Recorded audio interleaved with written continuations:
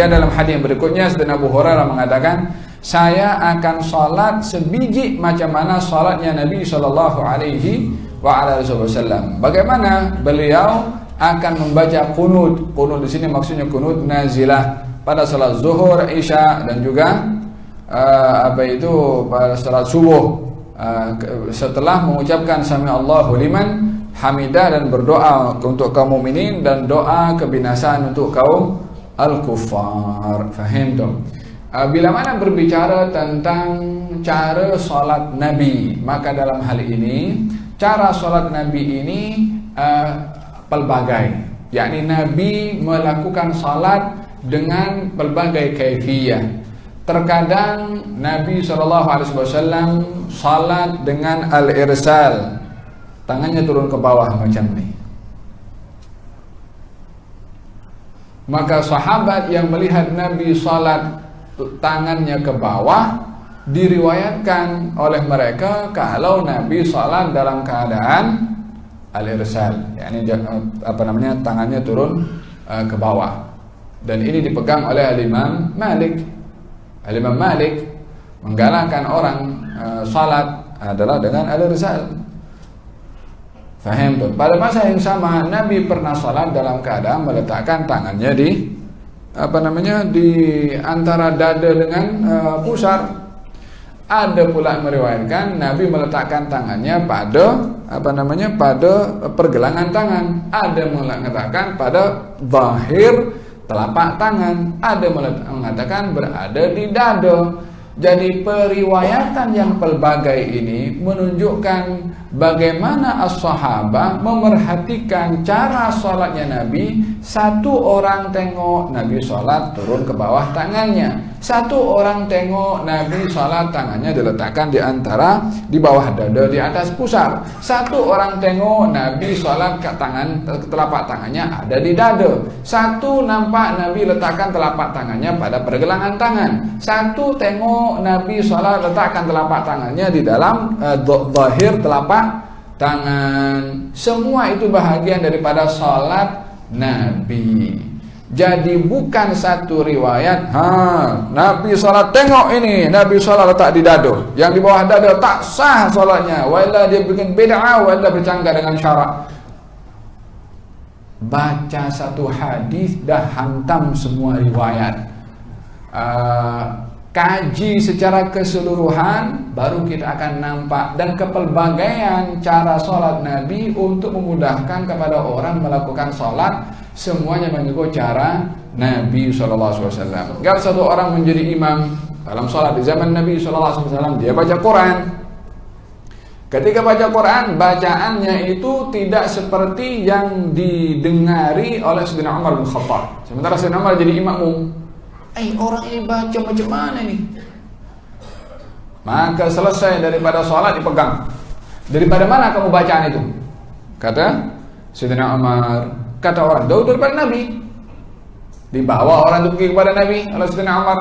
Ya Rasulullah, dia baca bacaan yang aku tak pernah dengar. Kata Nabi, coba baca. Dibaca orang itu. Kata Nabi, macam ni itu ayat diturunkan. Engkau wahai Umar baca. Sayyidina Umar baca, beza bacaannya dengan yang dibaca oleh sahabat yang satu jadi imam tadi. Kata Nabi, macam ni juga Quran diturunkan. Sesungguhnya Al-Quran diturunkan dalam bentuk sab'atu ahrufin, 7 huruf, yakni pelbagai di dalam sebutan. Maka dalam hal ini luas sekali cara yang diajar oleh Nabi SAW. Bila mana penyampaian Nabi itu dalam berbagai, maka keseluruhannya adalah sahih dan semuanya adalah merupakan cara salat Nabi SAW. Masalah kunut pada solat subuh tak sahih, itu hadisnya tak apa. Awak kata tak sahih jangan kunut, tapi biarkan yang kata hadis ini sahih nak berkunut. Kalau nak mempertahankan apa yang dilihat oleh dirinya, kunut subuh tidak sahih menurutnya, walaupun dia ada dalilnya juga. Ya fulan kata ini hadis yang Nabi kata solat subuh pakai kunutnya kunut nazilah, kan itu kan satu pendapat mengatakan begitu. Adakah semua semua sahabat Nabi tanpa terkecuali mengatakan itu kunut nazilah? Tentunya tidak. Iya, sikit sekali mengatakan tidak. Tak apa kita ikut yang sikit. Oh, sahabat Nabi juga kan awak tidak hadir masa itu di zaman Nabi SAW. Kalau dia hadir di zaman baginda Rasulullah jadi saksi, ya oke, tak apa. Dia tengok sendiri, maka itu jadi saksi nyata kalau Nabi tak kunut dalam salat subuh. Itu pun juga akan menjadi sebab takwilan Nabi tidak kunut dalam subuh. Adakah Nabi tak kunutnya karena lupa, atau nak bagi tahu kalau kunut itu bukan wajib? Banyak sebab yang kadang dibuat oleh Nabi, sumber hukumnya difahami berbeza. Contohnya, Nabi pernah mengatakan barang siapa yang minum dalam keadaan berdiri maka hendaklah dia memuntahkan minuman yang diminum. Tapi dalam riwayat yang lain Nabi minum dalam keadaan berdiri. Dan hadis itu banyak dan cara memahaminya berbeza. Oleh sebab itu timbullah ilmu mustalahul hadis yang ulama di situ berusaha untuk menimbang kepada hadis, sehingga mereka para ulama daripada hati-hatinya untuk menghukum hadis, mereka memberikan beberapa kaidah. Kalau ada hadis bertentangan dengan hadis yang satu, hadis kata macam ni, yang satu hadis mengatakan berbeza. Oke, macam mana? Dia tak semudah dulu tengok siapa rawinya dulu. Kalau rawinya ini sahabat sahabat yang senior, maka yang junior kena tolak. Tak seperti itu. Yang selagi nama-nama yang meriwayatkan itu sahabat, maka mereka sahabat udul, yakni kedua-duanya dalam tahap yang sama. Dilihat dulu hadis ini boleh dicantumkan tidak? Boleh hadis ini am, yang ini khusus. Contohnya, hadis ini hanya berlaku kepada si fulan saja, bukan berlaku kepada yang lain. Tujuannya apa? Kontradiksi yang ada antara hadis ini, yang kalau sanadnya sama-sama kuat, mereka tak berani untuk mengatakan hadis ini tak betul. Oh, ini hadis Nabi, bukan awak yang cakap, ini hadis Nabi SAW. Jadi ulama itu berhati-hati supaya tidak mendustakan apa yang disabdakan oleh Nabi SAW.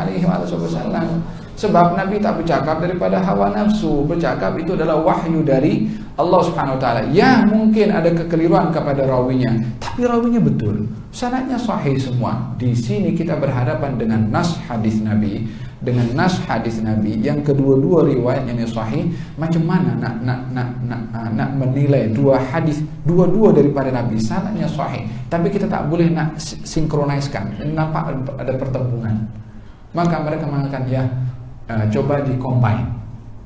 Yang ini am, yang ini khas.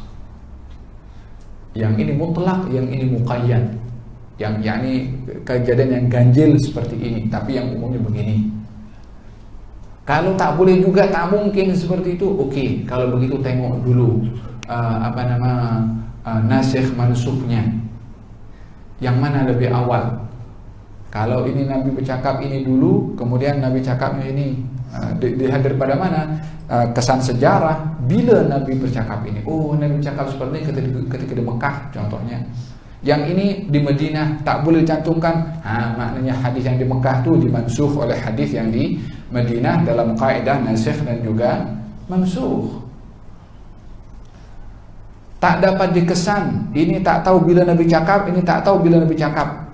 Ada kontradiksi antara hadis. Macam mana? Maka tengok sanadnya, mana yang lebih kuat. Ini sahih, ini sahih, tapi yang ini lagi lebih sahih. Maka namanya hadis syadz. Apa itu hadis syadz? Mukhalafatu thiqah liman huwa awthaq minhu. Yani hadis perawinya semuanya betul sahih, tapi bertentangan dengan hadis yang sanadnya lebih sahih. Jadi tak berani mengatakan tak betul. Ini sahih, tapi ini lebih sahih. Tak berani untuk mengatakan karena pertemuan ini tak betul. Mereka ahli hadis amat berhati-hati dalam menentukan hadis. Tak dapat dijumpai. Ini hadisnya sanadnya betul, yang ini sanadnya betul. Nah, dilihat kedua-dua sama-sama kuat. Macam mana? Mereka diam, no comment. tak berani untuk menghukum yang mana betul, yang mana tak betul. Sebab dua-dua sumber datang daripada Nabi, tak berani untuk mendustakan karena mendustakan kepada hadis Nabi SAW. Maka dalam hal ini namanya mauqufun anhu. Mereka para ulama akan diam, tak berani komen. Apa sebab? Khawatir mendustakan hadis yang disampaikan oleh Nabi SAW.